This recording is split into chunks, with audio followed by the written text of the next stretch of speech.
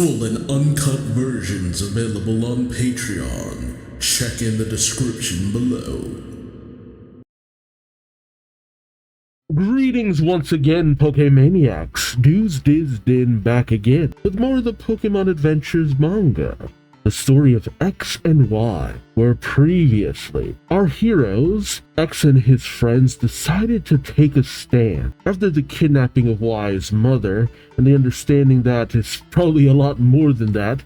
Now the entire town that they used to live in has been kidnapped, well, most of the town, kidnapped by Team Flare.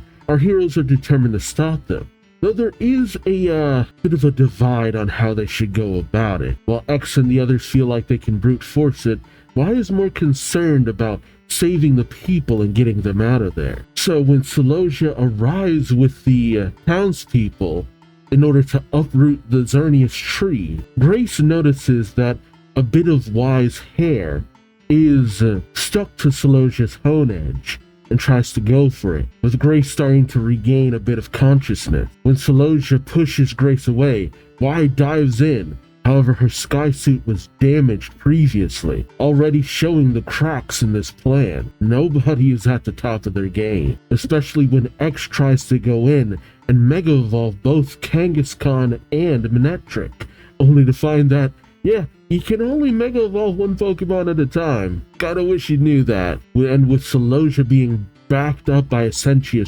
Trevenant, things go from bad to worse as vines wrap around our hero. Only for Gherkin's Gengar to come in and help out. With the arrival of Karina and Diantha, the odds turn in our hero's favor. So, the battle against Team Flare raged on. Gherkin teaches X a little bit more about Mega Evolution. X takes on Essentia.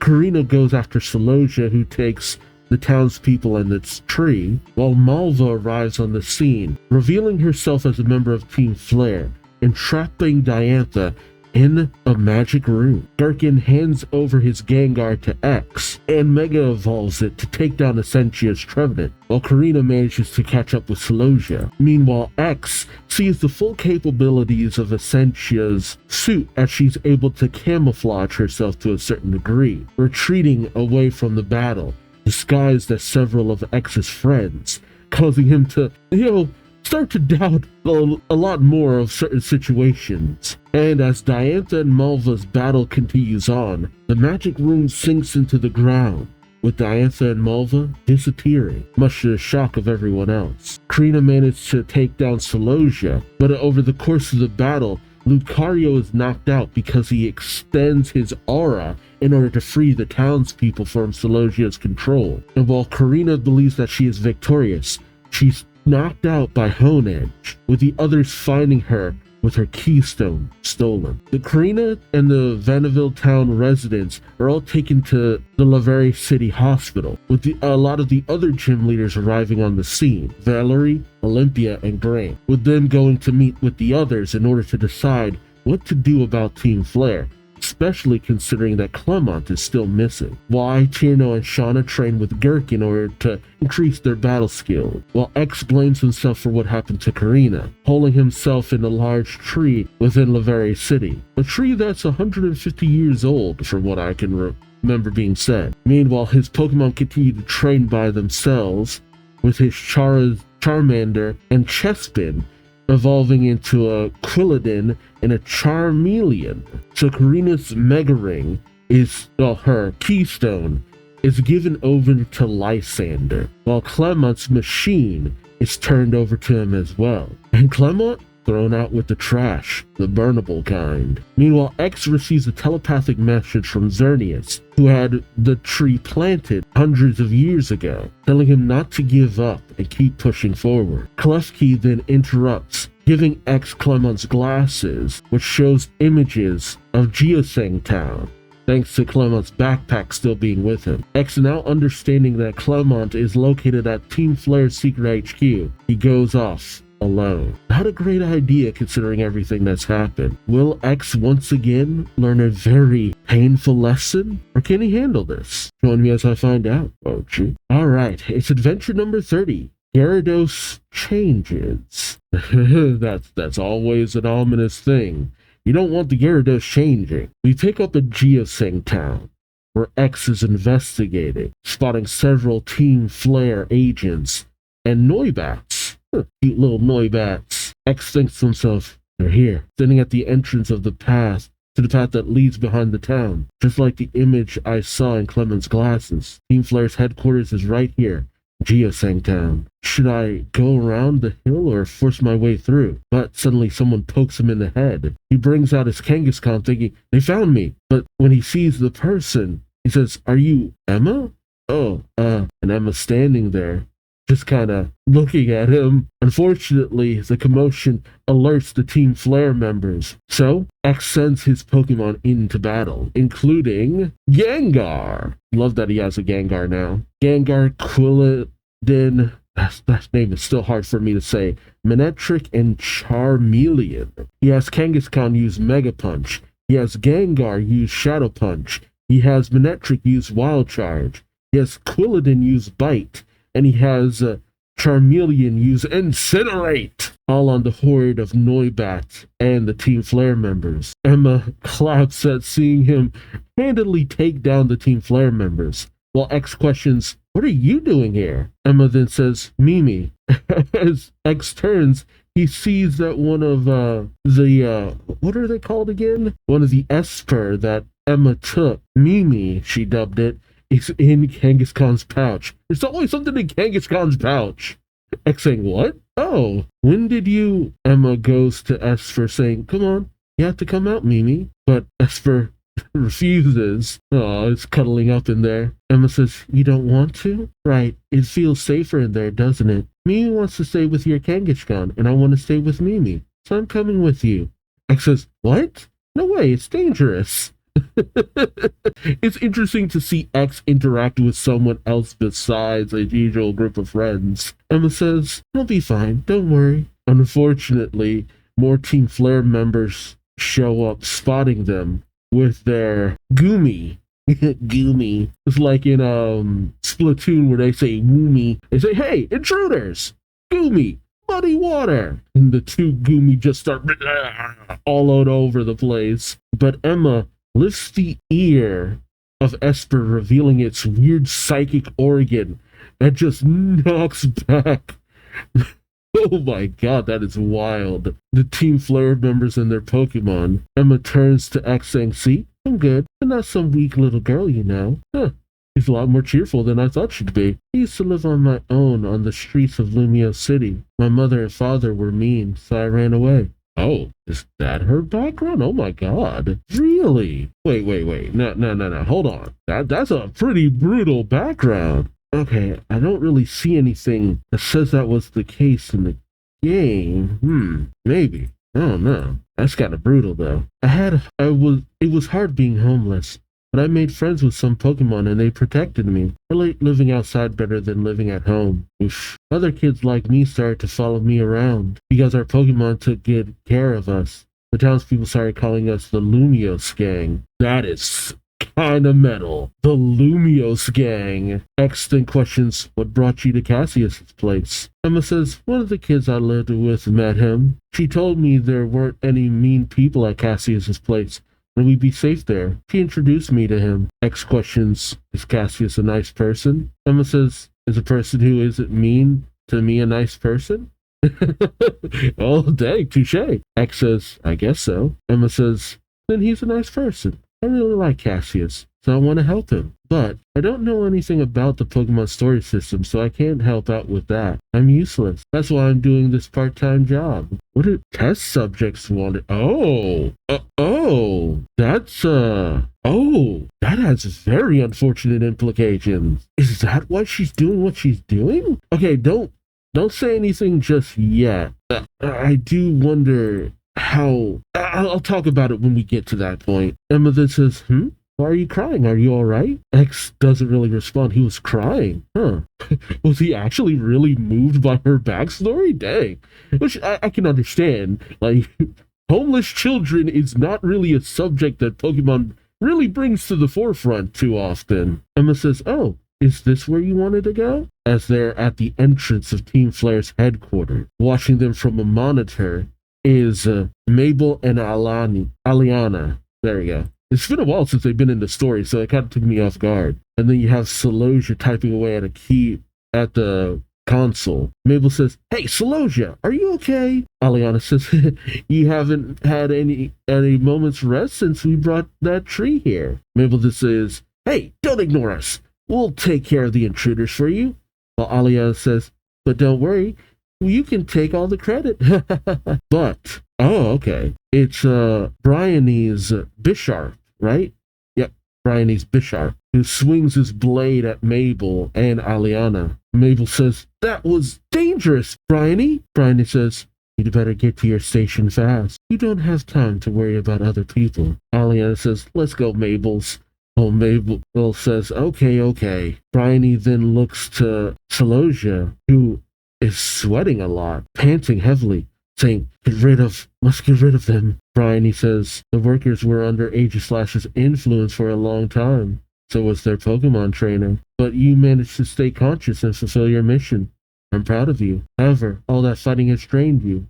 Your chances of defeating him now are low." Oh, she then has her Bisharp knock out Celosia. That Celosia staggers. Bryony catches her. Did she not want the others to see Celosia in a weakened state?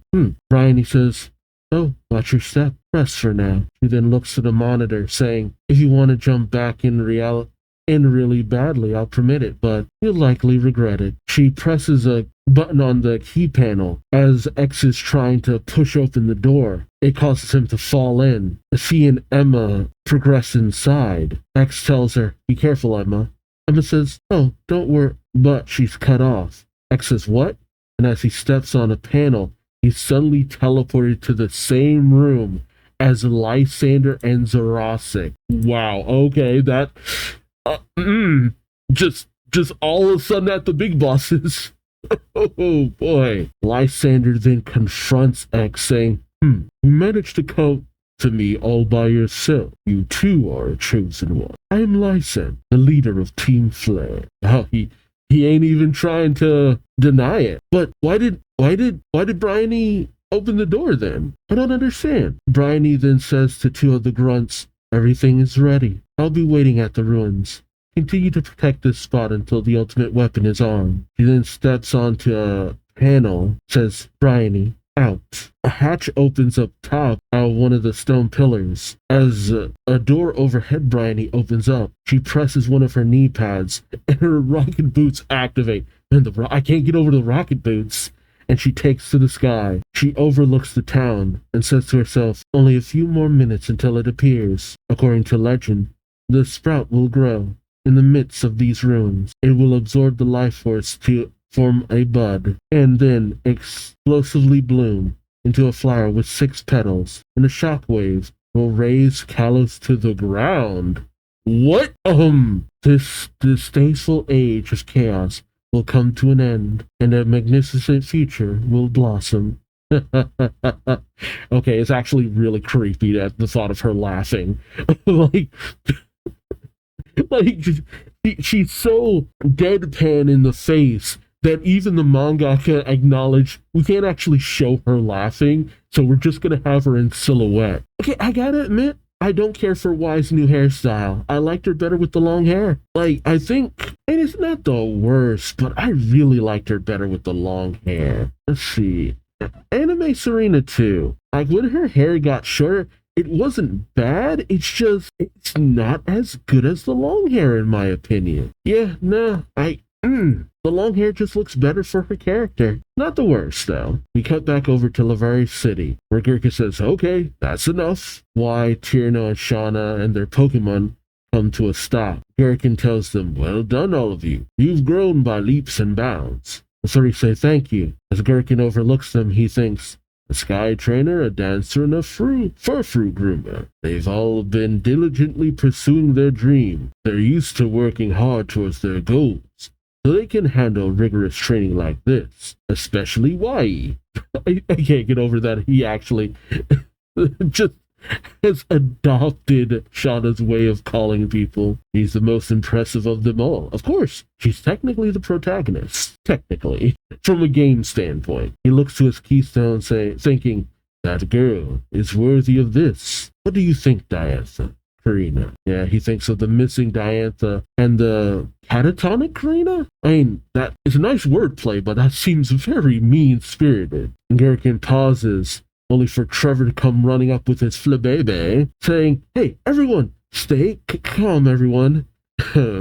Trevor, you saying that immediately would put me on edge. As Y says, "What's the matter?" And Shauna notes, "Looks like you're the one who needs to calm down." But Trevor shouts, "X has disappeared." The other three pause, and then angrily, Y grabs him, saying, "What do you mean, Trevor?"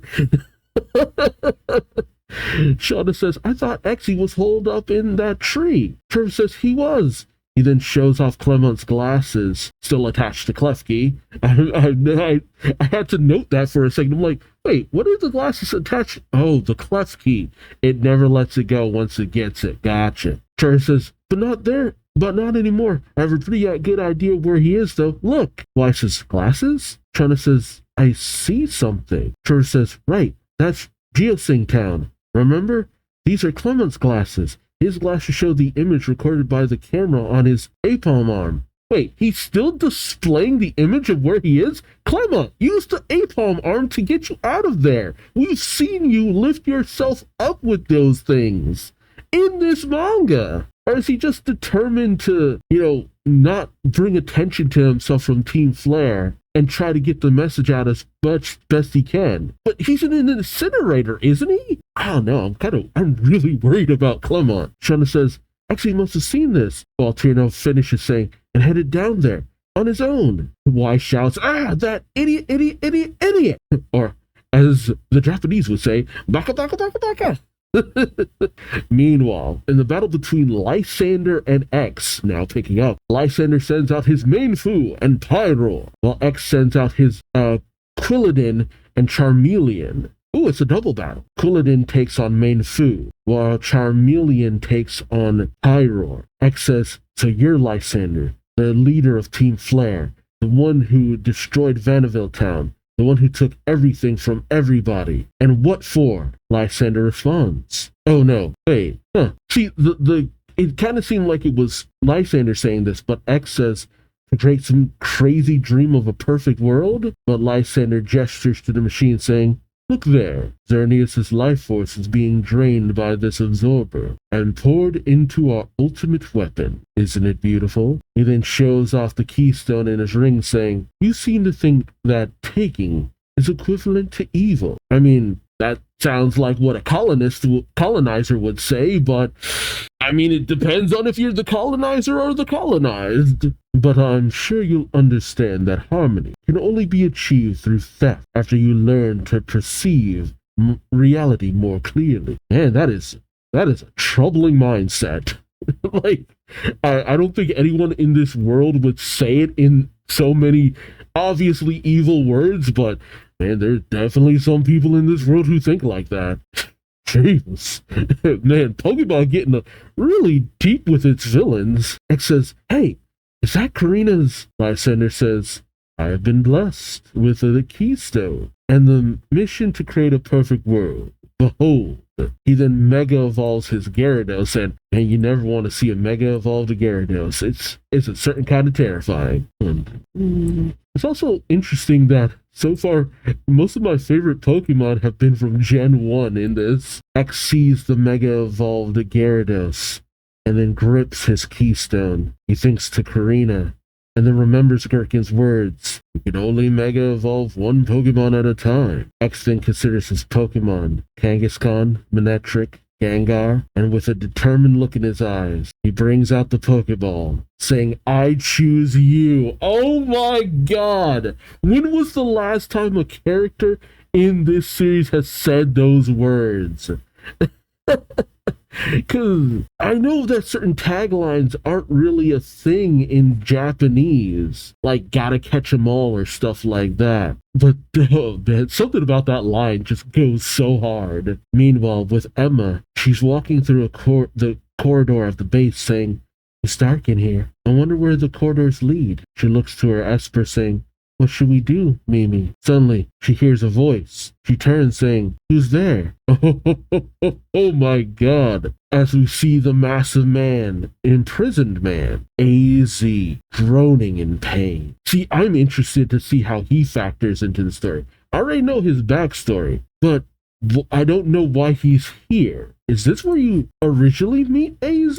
Was he always a part of this? I guess he would be. Yeah, okay, he would have to be involved. Huh. AZ thinks to himself, Chloe, why? Why won't you come back to me? Won't you forgive me? No, don't. Chloette! AZ is suddenly awoken to see Emma, and her very tiny in comparison hand, touching his. Yes. Are you all right? Are you having a nightmare? Even though you know it's over, the horrors and unpleasant things you experienced in the past keep coming back to haunt you, don't they? Kid, that's just adult life. AZ questions, who are you? Emma holds up her Esper saying, Emma, and this is Mimi. Who are you? AZ responds, AZ. As he nuzzles the little Esper. Emma then says, AZ, I'll stay here with you, so you can get some sleep. You can avoid having nightmares when you sleep knowing that you're not alone. But then AZ is shocked, grasping at his chest saying, it's gone. It's gone. Emma questions, what's gone? Did you lose something important? AZ grabs the bars to his cell, saying, get the key back. Oh boy. Yeah, what is this key for? Alright, next is adventure number 31. Pyroar breathes. That is such a just something about that just feels weird. Like, I hate the way you breathe.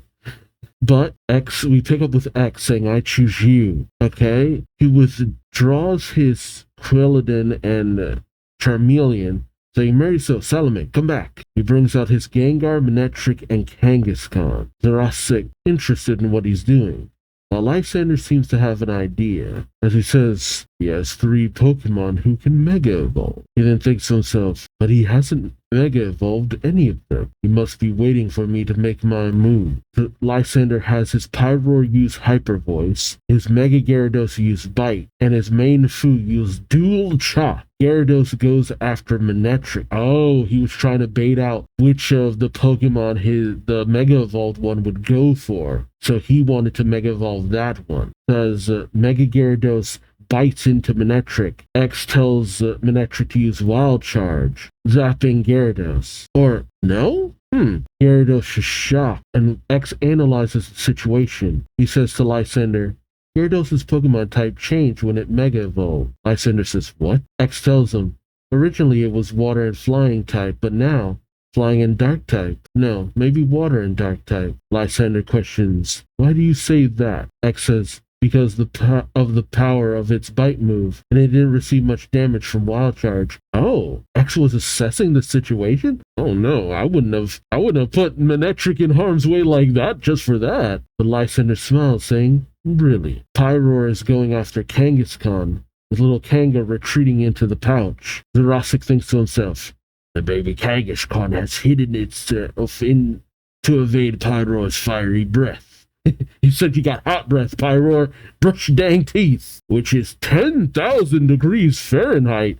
You'd be melted just being in the vicinity of the damn thing. Pyroar bites into Kangaskhan and throws it at X. Goddamn. But X, tries to get up. Lysander thinking to himself, strange. Why won't he Mega Evolve his Pokemon? I mustn't let my guard down. This boy must be up to something. While Jurassic thinks to himself, Master Lysander has the upper hand in every aspect. How could a child like this be a chosen one like us? I will say, Jurassic, what makes you chosen? You gotta feel like a skeevy slime ball of a man. But suddenly, alarm starts signaling. Jurassic says, the alarm!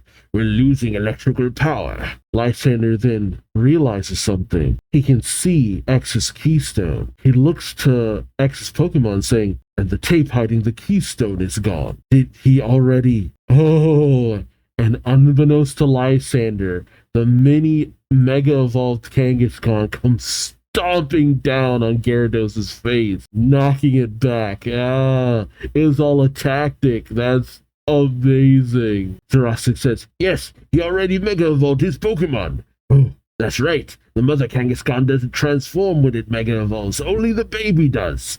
But the more pressing problem is the loss of electricity. Lysander says, impressive. I assumed you would mega evolve your Manectric since that would put you at an advantage. Right? I fell for it too. I never imagined you'd go with Mega Kangaskhan. But hey, he's been with Kangaskhan the longest. Suddenly, the power to the base goes out. Lysander turns saying, what's going on, Thoracic? Thoracic says, the absorber has stopped functioning due to an unexplainable loss of power. This is bad. You haven't finished absorbing Xerneas' life force yet. Lysander says, I see. This is why you didn't Mega Evolve Manectric. You wanted to keep its lightning rod ability, to use it to steal the absorber's electricity. Man, okay, you know what? I thought maybe this was a bad plan, but X is kind of going a little hard right now. X says, steal? Me? You're the one who stole this electricity in the first place. And as the Xerneas tree lights up, the electrical systems of the absorber start to overload. X saying, you stole it from Lumio City, causing a blackout of half the buildings to move this machine. There's a massive explosion and shining light behind Lysander. Thoracic is shocked. Lysander turns in disbelief, and X is mystified. Something comes shooting out towards Lysander, and stomping down before him, before them, before X, Xerneas. Interesting. Oh my god, it has X-shaped pupils? What? Was that always a thing? How did I not know that? Hold on. I really can't tell from some of the images I've seen of it. And again, I've never really seen it full on in the anime. Oh my god, friggin' X-shaped. Yeah, most of the screenshots don't show off the eyes that much. That is why. Yeah, because even though I have watched some of the animations like Evolution and Generation, I really must admit I kind of stopped because I knew the least amount about once I got to black and white, the black and white stuff, because I'm just like, yeah, I really don't know what's going on. Shoot, I actually more stopped at most of the black and white stuff, even a little before that, with the some of the Diamond and Pearl, because I really didn't know a lot about that. So there's a lot of stuff that I just have no idea about. And Xerneas having X-shaped pupils, weird. But we head over to Lamar City. Why? Over her mother's bedside, saying, I have to go now, mother. I never realized it until now,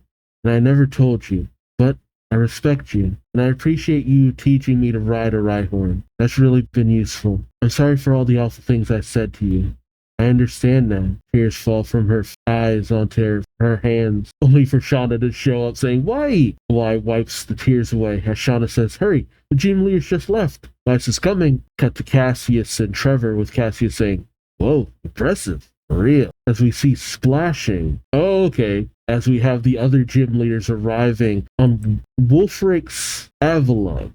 Okay, Wulfric. Okay. Yeah, it's Wulfric and Ramos. Gotcha. Yeah, because I had to look them up a little bit earlier. As Trevor overlooks the sea, he says, the gym leaders got a quick update about X heading for Geosync Town because it appears to be the location of Team Flare's headquarters. Ramos, the gym leader of Comarine City, and Wulfric, the gym leader of Snowbell City, have joined in. They're going to travel to Geosync Town by sea on Wulfric's Avalon. Okay, that's not too far away. No wonder X got there so fast. At least from the image I'm seeing. I don't understand the geography of the Kalos region like that, only for a voice to call out to Wulfric, wait! Why says, please, take us with you. Shauna says, Trevor, why did you let them leave? Trevor doesn't really have a response, as Wulfric turns to Grant saying, who are they? Grant says, the kids from Vanderbilt Town that I told you about. Wulfric says, oh, I see. Actually, their skills as traders and their personal motivations would probably come in handy, you know? Okay, get on, young girl. Vi says, not me. Just let these three ride your Pokemon, please. I'll fly after you, she says, putting on her helmet. She then turns to her mom's Rhyhorn and recalls it, saying, I'm counting on you, Rai. We've got to win. Okay, so she's actually gonna use the Rhyhorn. Interesting. And so she takes off to the sky, as everyone rides on the back of the Avalug. Meanwhile, back in the base, everyone is taken aback by Xerneas's mere aura. Jurassic says, "This is bad. This is bad. This is..." But Lysander smiles, saying, "Calm down, Jurassic. What's the color of Xerneas's horn?" Jurassic says, "Oh, it's blue. That means it's still in neutral mode." Neutral mode? Lysander says, "Exactly. It isn't in active mode yet, so we got nothing to worry about." Really? Is the life force we already absorbed enough to move the ultimate weapon? Jurassic says, 70%. It's enough. Lysander steps onto Gyarados' tail, saying, "Perfect." Gyarados tosses Lysander up to the top of the device. Much to X's shock, Lysander lands, pulls out the key to the ultimate weapon, places it in, and turns the latch? Whatever? Lysander says, "Ultimate weapon, unlock." As Bryony, she hasn't been in this story enough, so I'm forgetting her name, watches from above. The three rocky monuments, stones, retreat into the ground. Smoke comes out from where they were, and suddenly out pops something. Jeez, the town is friggin' trash. And as Bryony looks on, smiling, she says, "Look, Sprout has appeared, and it's budding." Ugh. Meanwhile, from the water, the gym leaders and our heroes see the bud in shock. Wolfric saying, "Whoa, what is that? Is that the ultimate weapon?" Valerie says, "I know it's wrong to say this, but it's beautiful." Trevor thinks to himself, "I think so too. It's just like Valerie said. Really stunning." I think it's Valerie who says, "It's starting to open like a flower." But Wolfric says, "Yes, and we have to nip it in the bud." Olympia, could you do that? You know what thing you do? I mean, could you use your psychic power to stop it somehow? Olympia says, "I'll give it a try, but..." But then Shauna sees Y fly overhead, saying, "Y!" Trevor calls out to Y too, and she tries to use her own body. I mean, I don't know how much force she can really ram into it with, but she tries to use her own body to keep it from opening. Y saying, "If we can't do it that way, we'll just have to push it closed with brute force." Valerie says, "We'll help." And Wolfric says, "Yeah, let's do it." And everyone goes rushing in, using their Pokemon and their bodies to try to close or keep the bud closed, including, must be Grant's Tyrantrum. I like it because it's a dinosaur. Well, more specifically, I like it because it is a T-Rex, and T-Rexes are cool. You can quote me on that. Bryony watches, saying, "How futile." See, the face she makes it seem like her laugh goes like, ha ha ha ha ha ha ha ha ha ha ha ha ha ha. Like Mandar from Dexter's Laboratory. Alright, and the last chapter of this volume and this video. Adventure number 32, Flabebe Blooms. Look at the Flabebe Bloom. Alright, we pick up with everyone and their Pokemon trying to keep the ultimate weapon from being unleashed. Everyone, gym leaders, our heroes, they all struggle. Meanwhile, Bryony just watches, saying, "Pathetic. Couldn't you think of a better way to stop it? Trying to force the 6 petals to close. No wonder Master Lysander doesn't recognize the gym leaders as the chosen one." I mean, how many gym leaders know how to Mega Evolve? Now I think about it, I don't think any of the gym leaders have Pokemon who can Mega Evolve. Now I think about it, which is so weird to have a mechanic that none of the gym leaders use. Yeah, that is weird. Because other games after this kind of have it so that the gym leaders are correlating people kind of do that, right? Right? I think. Bryony says, "I understand how the flying type Pokemon and psychic type Pokemon are staying aloft, but how are Avalugg and Tyrantrum managing it?" Yeah, I was kind of questioning that too. Some of these people in Pokemon shouldn't be able to be doing what they're doing right now. It says, Oh, I see. This tactic was recorded in Volume 3, page 1048, and Volume 6, page 470. I guess it's the Mr. Mime. Bryony sends out her Bisharps, telling it to slice it apart. Bisharp goes after Mr. Mime, which causes Tyrantrum and Avalugg to fall back. Wolfric says, Hey, you know about that? Are they all right? Bryony flies in saying, you're understanding on blocks of compressed air created by Mr. Mime. You're standing on blocks of compressed air created by Mr. Mime, aren't you? Valerie says, huh? How did she figure that out? I think it's Ramos who says, Volume 3, page 1048. Volume 6, page 470. In the Pokemon Battle Encyclopedia, right? Oh, he's staying aloft thanks to his... What Pokemon is that? Jumpluff. Yeah, Jumpluff. I see you're quite the bookworm. Bryony says, you guessed right. It's a pity you're a gym leader. Ramos says, it is, if you weren't my sworn enemy. Bryony says, yes, it would be fun to discuss the books we love. Oh, that's actually kind of sad.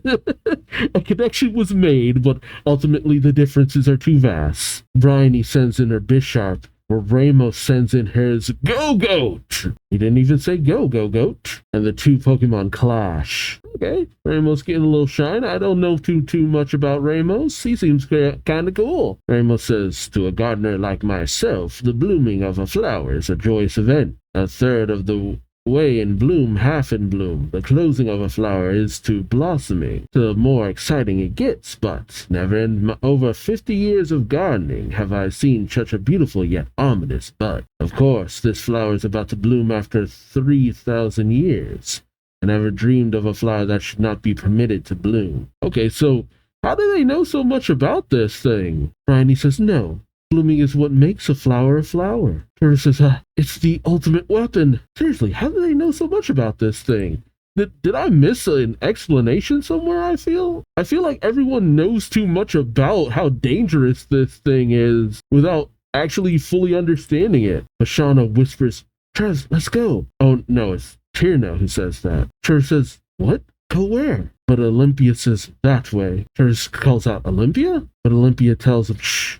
Don't look this way, just listen to me. The ultimate weapon is being controlled from underground. Trevor whispers, how can you tell? Olympia says, just trust me. You'll find Xerneas down there too. You have to shut down the ultimate weapon while we prevent the flower from blooming. Trevor says, is that the future you saw? Olympia doesn't respond. Simply says, just go. Yeah, no, she saw an ominous future. Tina says, will do. Come on, Trez. He straps on his skates, picks up Trevor and Shauna, and goes racing off. While Bryony questions, where are those children going? Oh, I see. They're planning to enter our headquarters through the incinerator's chimney. She recalls her Bisharp and races after them. She says, I won't let you stand in the way of Master Lysander. Tierno notices her approach, saying, whoa. Bryony brings out her Bisharp, telling it, cut him to shreds.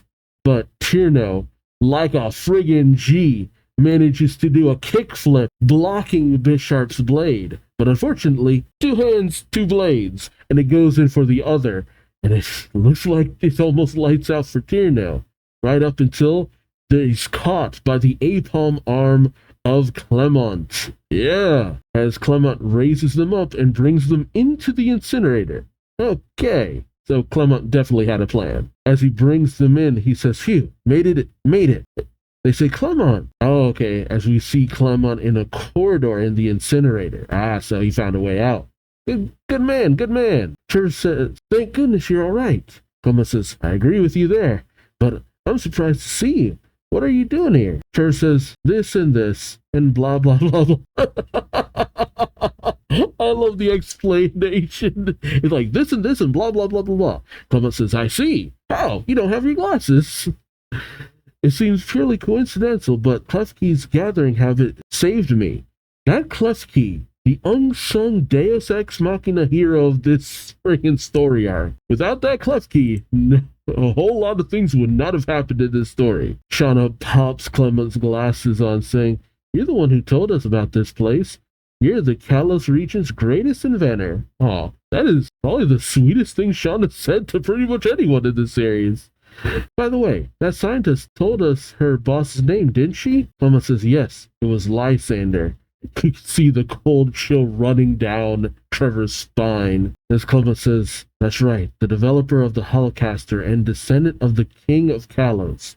He's the boss of Team Flare. I still can't believe it. I respected him as a fellow engineer, and he seemed like a really great guy. He spent his fortune on supporting trainers and Pokemon researchers, but he's also the one responsible for stealing Lumia City's electricity and trying to destroy Callus with the ultimate weapon. Tierno says, we must take from the weak and give to the chosen ones, so as to reconstruct a truly beautiful world. The team Flare Grunt said that was their boss's dream. Shauna then questions, what's with this idea of a truly beautiful world anyway? Oh, okay. A voice calls out, a world that is beautiful and harmonious to Lysander. Shauna then says, Tierney, what's with the creepy voice? Tierno says, it wasn't me. As AC tells them, a world where Lysander has total control over the people and Pokemon of Kalos. Everyone is aghast to see the massive man, AZ, looking down on them from his cell. Shauna questions, is that voice human? Emma pops out from behind him saying, it's AZ. Shauna says, you're that girl from Cassius's place. Tina says, you're Emma, right? Emma pokes her head out with a smile saying, bingo. Oof. As she squeezes through the bars. Thomas says, and AZ is, Emma says, this guy's name. We just became friends. Trevor thinks to himself, that man looks to be more than 9 feet tall. Strange. There's something about him that reminds me of Lysander. I'm an idiot. I'm only just now realizing that. Oh my god. Oh my god. The realization just hit me. That is actually, yeah, nothing about AZ makes me think of Lysander, if I'm being honest. And Trevor thinks to himself, but for some reason I'm not afraid of him. AZ then says, Flabebe, is that your Pokemon? He says with a smile. Trevor says, yeah. AZ then cuddles Flabebe a little bit, saying, fairy-type Pokemon who picks flowers. So beautiful. What happened to the ultimate weapon? Trevor questions, you know about it? AZ tells them, listen to me. You who will face Lysander. I don't have time to explain. Once that weapon releases its destructive beam of light, everything will. You must stop it at all costs. Trevor says, but how? How can we stop it? Shauna adds, the flower is starting to bloom, but the gym leaders and Pokemon are trying to prevent it from opening. AZ says, it's blooming. I see. The Lysander already has the key. Wait, if it hasn't completely bloomed yet, you still have time. Emma says he wants to get the key back. Trevor questions, key? Emma explains, they took AZ's key. AZ tells them, they used my key to unlock the ultimate weapon, but if you pull the key out now, you can stop it before it fully blooms. Trevor says, oh, no, AZ tells them, hurry. We don't have much time. Trevor says, we'll get right on it. While Tierno says, come with us, AZ. He has Corphish use a guillotine to cut open the bars. Shauna says, that move you learned from Gerke has already come in handy.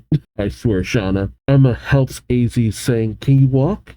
AZ says, thank you. Trevor then thinks to himself, narrates, AZ is telling us an ancient story. There once was a man and a Pokemon. He loved his Pokemon very much. A war began. The man's beloved Pokemon fought in the war. Several years passed. The man was given a tiny box, and we see a deceased Floette.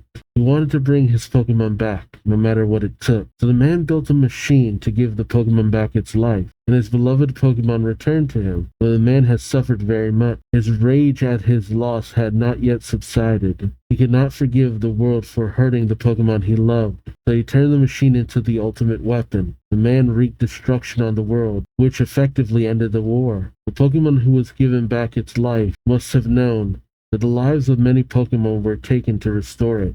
Oh god, that is dark. I kind of knew to a certain degree, but I didn't realize Chibus. AZ tells them, so the revived Pokemon left the man. Trevor says, oh, and who is that man? AZ tells him, he's here in this very room. They then arrive at a door, and as they enter, Trevor is shocked as he sees X down, passed out with his Pokemon. Trevor says, X, Kanga, Lil Kanga, Alec, and Garma too. Shauna then calls out Xerneas, but as they look upon it, she says, it's not moving at all. Trevor says, it's different from when we saw it in Vanderbilt Town. Its horn is blue now. Trevor is then shocked as he spots the Mega Evolved Gyarados, but they're surrounded by the Mega Evolved Gyarados, the Mainfu, and Pyroar. Trevor says, these Pokemon, I knew it. Tierno says, and the Gyarados. Tama says, the key, where's the key? AZ says, up there, as he points to Lysander.